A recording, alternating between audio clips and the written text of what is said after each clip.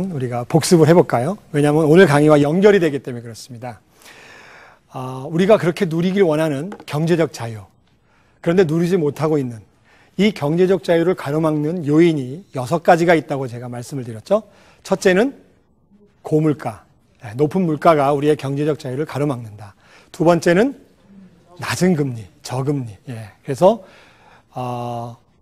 저축을 해도 돈이 예전처럼 그렇게 빨리 많이 불어나지 않는 그런 시대에 우리가 살고 있다. 이것이 우리의 경제적 자유를 가로막는다. 세 번째는 고령화와 저출산. 어르신분들이 오래 사시는 것은 좋은 일이고 축복된 일이지만은 또 아이들이 많이 태어나지 않아서 경제적 의무를 부양해야 될 이 경제적 인구가 줄어드는 이 현실, 이것 때문에 우리는 여러 가지로 경제적 자유가 어려워지는 그런 시대에 살고 있다. 네 번째는 아무 계획 없이 사는 우리의 그 지출의 습관, 이런 부분들이 우리의 경제적 자유를 가로막고, 또 내일 하지, 다음 달에 하지, 이렇게 미루는 이런 것들이 우리의 경제적 자유를 가로막고, 마지막으로 우리의 인생 속에 우리도 모르는 경제적 정년이라는 것이 숨어 있다는 것. 그래서 이런 인생의 구조적인 한계를 우리가 모르고 살고 있는 것이 우리의 경제적 자유를 가로막는 6가지 요인이다. 자, 이것을 이러한 환경 속에서 이걸 극복하려고 우리가 뭐 한다 그랬죠? 재테크를 한다 그랬죠. 그런데 이 재테크로는 우리가 이런 저금리 시대에서 우리가 원하는 것을 이뤄가기가 매우 힘들다. 왜냐하면 재테크는 우리가 하고 싶은 것을 원 없이 하고 살다가 죽고 싶은 마음은 있는데 그것을 이루기가 매우 어렵다. 그래서 우리는 이제 과거에 우리가 했던 재테크의 패러다임을 버리고 새로운 패러다임으로 가야 되는데, 그것이 뭐냐? 다르게 출발하고 다르게 접근하는 것이다. 다르게 출발한다는 것은 제가 뭐라 그랬죠? 우리가 하고 싶은 것을 먼저 정하고, 무작정 돈을 모으는 재테크가 아니라 하고 싶은 것을 먼저 정하고 그것이 얼만큼, 그것을 이루는데 얼만큼 필요한지 계산해보고 그것을 얼마만큼 기간 동안에 이룰 것인지 생각해 본 다음에 매월 얼만큼 모아가야 할 것인가, 이것을 계획하고 실천하는 것, 이것이 다르게 출발하고 다르게 접근하는 것이다. 그것이 바로 제가 오늘 여러분들에게 이어서 말씀드리려는 가장 중요한 행복한 부자가 되는 가정경제 관리다. 제가 앞서 말씀드렸죠. 돈을 많이 버는 것이 중요하지 않다. 왜? 4천만 원을 벌어도 4,500만 원을 쓴다면 그 사람은 부자가 아니라 거지가 될 것이다. 우리가 200을 벌든 300을 벌든 우리가 복습을 해볼까요? 왜냐하면 오늘 강의와 연결이 되기 때문에 그렇습니다. 우리가 그렇게 누리길 원하는 경제적 자유, 그런데 누리지 못하고 있는 이 경제적 자유를 가로막는 요인이 6가지가 있다고 제가 말씀을 드렸죠. 첫째는 고물가, 높은 물가가 우리의 경제적 자유를 가로막는다. 두 번째는 낮은 금리, 저금리. 그래서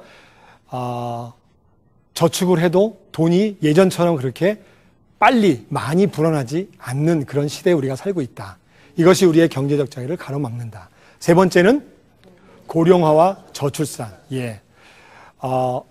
어르신분들이 오래 사시는 것은 좋은 일이고 축복된 일이지만은 또 아이들이 많이 태어나지 않아서 경제적 의무를 부양해야 될 이 경제적 인구가 줄어드는 이 현실, 이것 때문에 우리는 여러 가지로 경제적 자유가 어려워지는 그런 시대에 살고 있다. 네 번째는 아무 계획 없이 사는 우리의 그 지출의 습관, 이런 부분들이 우리의 경제적 자유를 가로막고, 또 내일 하지, 다음 달에 하지, 이렇게 미루는 이런 것들이 우리의 경제적 자유를 가로막고, 마지막으로 우리의 인생 속에 우리도 모르는 경제적 정년이라는 것이 숨어 있다는 것. 그래서 이런 인생의 구조적인 한계를 우리가 모르고 살고 있는 것이 우리의 경제적 자유를 가로막는 6가지 요인이다.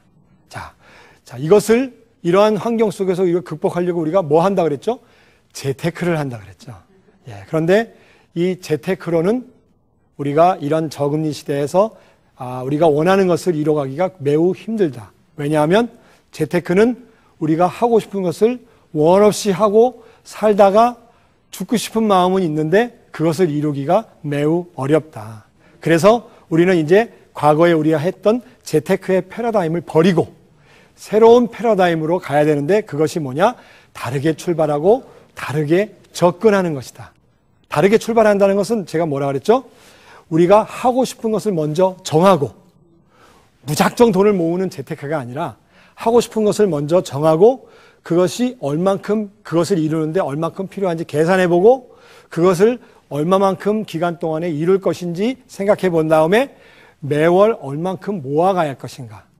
이것을 계획하고 실천하는 것. 이것이 다르게 출발하고 다르게 접근하는 것이다. 그것이 바로 제가 오늘 여러분들에게 이어서 말씀드리려는 가장 중요한 행복한 부자가 되는 가정경제 관리다. 제가 앞서 말씀드렸죠. 돈을 많이 버는 것이 중요하지 않다. 왜? 4천만 원을 벌어도 4,500만 원을 쓴다면 그 사람은 부자가 아니라 거지가 될 것이다. 우리가 200을 벌든 300을 벌든 150을 벌든 우리가 버는 걸 갖고 그렇게 우리가 하고 싶은 것을 먼저 정하고 그것을 이루기 위해서 아끼고 절약하면서 살아가는 이 모습 속에서 우리는 행복한 부자가 될 수 있다는 것입니다. 자, 그러면 이렇게 행복한 부자가 되는 이 가정경제 관리, 이 가정경제 관리가 도대체 무엇인가에 대해서 제가 말씀드리도록 하겠습니다. 자, 가정경제 관리가 무엇인가? 앞서 재테크가 돈에 관심이 있다면 가정경제 관리는 사람에게 관심이 있다는 거죠. 사람 같아 보입니까? 예, 제가 사람을 생각하다가 신혼부부 이렇게 하는 게 제일 좋을 거라고 생각해서 사람을 준비해 봤습니다. 예, 그래서 우리는 이제 돈에 관심이 있는 것이 아니라 우리 가정에 우리가 정말 하고 싶은 것이 무엇인가를 하나씩 정리해 보는 것입니다. 이것이 가정경제 관리다. 자, 그러면 좀 더 구체적으로 들어가 보겠습니다. 우리가 평생을 살면서 하고 싶은 일이 여러 가지가 있습니다. 여기 보면 가족여행, 자동차 구입, 내 집 마련, 사업자금, 그 다음에 아이들 대학 자금, 교육자금, 그 다음에 나와 내 배우자가 같이 은퇴를 풍요롭고 여유있게 살고 싶은 은퇴자금. 그렇죠? 자, 가정경제관리라는 것은 무엇이냐? 이렇게 필요한 것들이 필요한 시점에 필요한 돈이 마련되어 있을 수 있도록 미리미리 계획하고 준비하는 것. 제가 다르게 출발한다고 설명할 때 했던 내용과 똑같죠, 그렇죠? 바로 이것이 다르게 출발하는 겁니다. 자, 우리가 원하는 것들이 있습니다. 이것 말고도 또 많이 있겠죠, 그렇죠? 더 많이 있을 수 있어요. 그런데 그 원하는 것들은 필요한 시기가 다 있습니다. 3년 후, 5년 후, 여기 하나 빠졌죠. 미혼분들을 위한 결혼자금. 예, 결혼을 내가 3년 후에 할지, 5년 후에 할지, 7년 후에 할지를 정하는 겁니다. 그러면 필요한 시점이 나오겠죠?